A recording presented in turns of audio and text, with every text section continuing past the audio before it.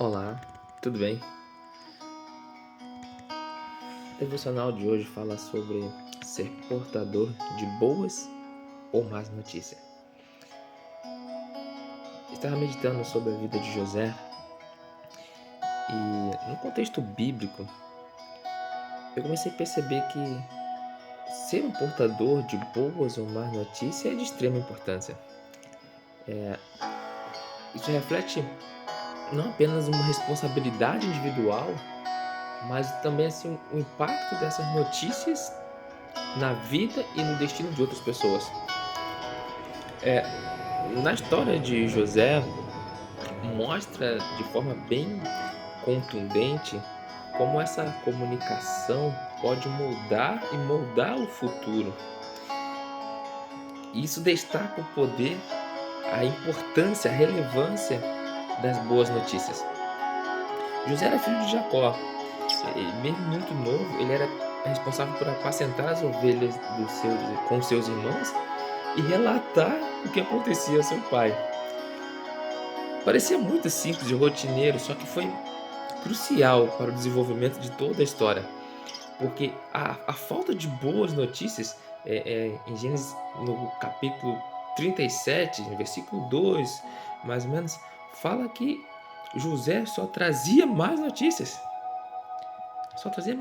sobre os seus irmãos aos seus pais. E essa constante denúncia aos seus irmãos começou a trazer alguns problemas entre eles que acabou alimentando uma inveja muito grande. E a situação ficou tão grave que os seus irmãos, guiados pela raiva, pelo ciúme, decidiram vendê-lo como escravo às israelitas.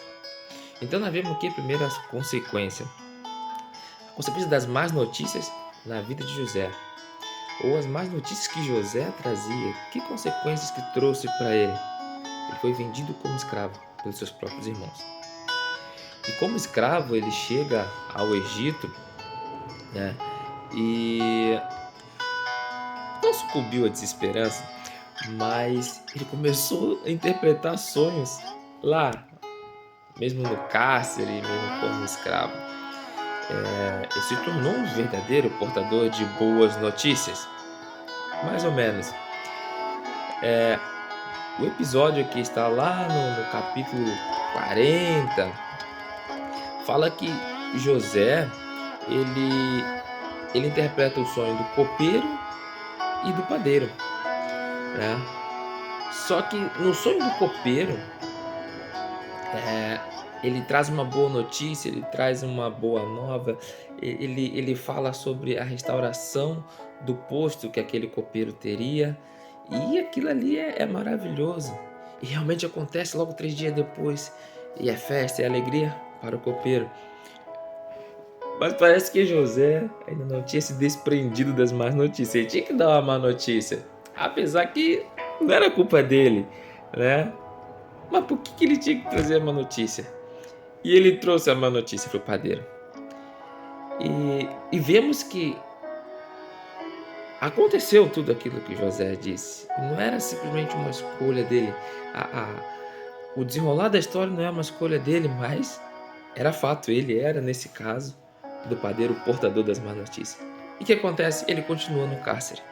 Ele continua no cárcere e a vida dele continua aquela situação onde ele foi vendido como escravo e daqui a pouco estava na casa de Potifar, tudo bem, mas não deu certo lá, teve um rolo com a esposa de Potifar, vai para a prisão e na prisão e a vida dele é isso até então.